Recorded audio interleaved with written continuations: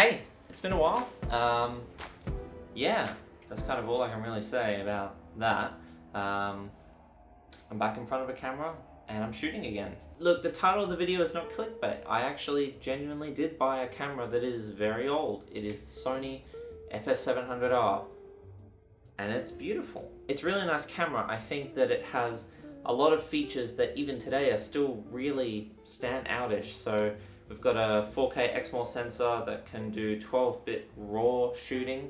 Now, obviously it can't do that internally, the camera is quite old, so if you're looking at shooting that with this camera, I guess you should look at spending a little bit more money if you want to do it internally. The best way to shoot that kind of stuff is with an external recorder, either made by Atomos or you can go with the original property, which was the Odyssey 7Q Plus, I think. And that all does that through the SDI output on the camera, which, speaking of, I'd never heard of before this camera. I didn't even know that SDI was a format that could output video, or that most cinema grade cameras use that output. This camera can only output 4K and 2K with a RAW signal attached to it. And now if your external recorder comes with SDI inputs, it might mean that you can get a 1080p signal.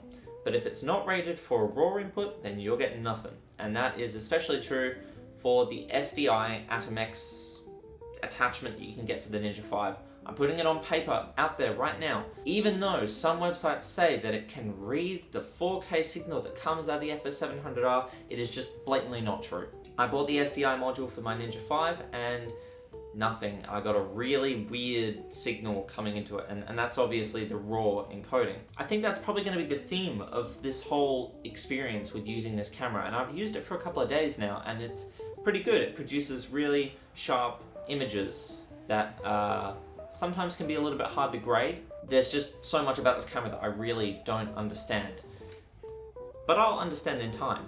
There's a lot of buttons and switches on the side and on the top underneath the flip out LCD screen, which is also a touchscreen, really nice touch to the camera. That being said though, I don't have an ISO button. I have ISO switches. Now, of course, with Slog 2 on the FS700R, you can only go down to a minimum of 2000 ISO. That being said, because we've got a much bigger sensor, lets in a lot more light, it's not as much of an issue. But I can only switch between low, medium, and high ISO. I can't switch straight into, 3400 from 3200 unless I set low to be 32 and medium to be 34. There's no way to do that. So what's the point of buying a 7-year-old camera? Well, there's a lot to be said about it. I got a 4K 12-bit RAW camera for $1,600 rather than paying an arm and a leg to get equivalent features in today's market. Now, obviously, I'm not saying that there aren't cheap, affordable options for RAW. There definitely are. The Blackmagic Pocket Cinema camera definitely springs to mind, but that only has a micro four thirds sensor. Something like the Zcam E2, also 4K 10-bit RAW. Now that's not 12-bit, it's only 10, but still, it only has a micro four thirds sensor. The FS700R has a Super 35mm sensor, and it makes things a lot easier to shoot, let's just say that. I've tried filming in this environment before and I've just found that I haven't got it bright enough at night, especially. I haven't had that problem with this camera. I shot this last night and it was really all over the place because I'd just gotten the camera and I was just shooting with it and I was excited. Now I've kind of had a chance to step back and think, and it was a lot easier to shoot in here because the Super 35 sensor can take in a whole lot more light. In addition to that, the camera also has phantom power on board, which is really, really good. I was originally looking at getting a Zoom H5 for a new microphone that I'm looking at getting, maybe a Rode NTG4 Plus, and I was reading that you needed phantom power, and obviously that's something else that I'm having to learn about. The only device that I've ever had to use with phantom power is this, and this is my Audio-Technica AT2035. It has it built in. The Sony FS700R has a mixer built in, and it's a pretty good one. I'm using an XLR microphone that came with the package now, and it sounds okay. It's not the worst. With a bit of audio processing, it doesn't sound that bad. So, all up, what do I think of the camera so far? I think it produces a really nice image. I think that the 1080p that this camera produces even rivals the 4K that my GH4 used to produce. Now, all the B-roll shots of the camera were shot on the GH4. Everything else has been shot with the FS700R. And look, I really hope you're enjoying what I'm seeing, because I'm seeing some pretty good stuff. Now, there are some downsides, obviously, to the camera. Unfortunately, Vlog-L requires you to shoot into 10-bit, and the GH4 does not have the ability to shoot 10-bit internally. We've talked about this before. I have started encountering, well, you'll probably see it on the monitors back there. I've started encountering issues once again with chromatic aberration.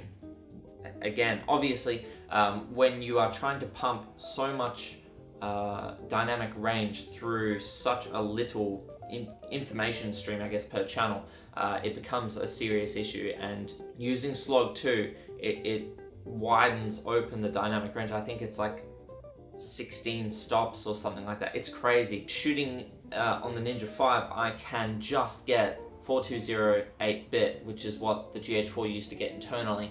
And it's an issue. Look, I'll be straight out. I really didn't want to go back to this, but unfortunately, unless I want to fork out another $2,000 on a nice new external recorder, not really an option for me. So yeah, that's it. That's the Sony FS700R. I've talked about a few things that I like about it. I've talked about a few things I don't like about it.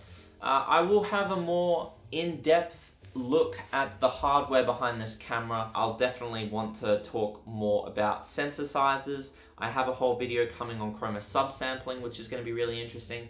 This camera is really going to kickstart my ability to film a lot more stuff, which I'm really looking forward to doing. So thank you for watching this video. If you enjoyed it, please give a like or subscribe to the channel, or both, to see more content like this. Thanks for watching, and I will see you in the next video.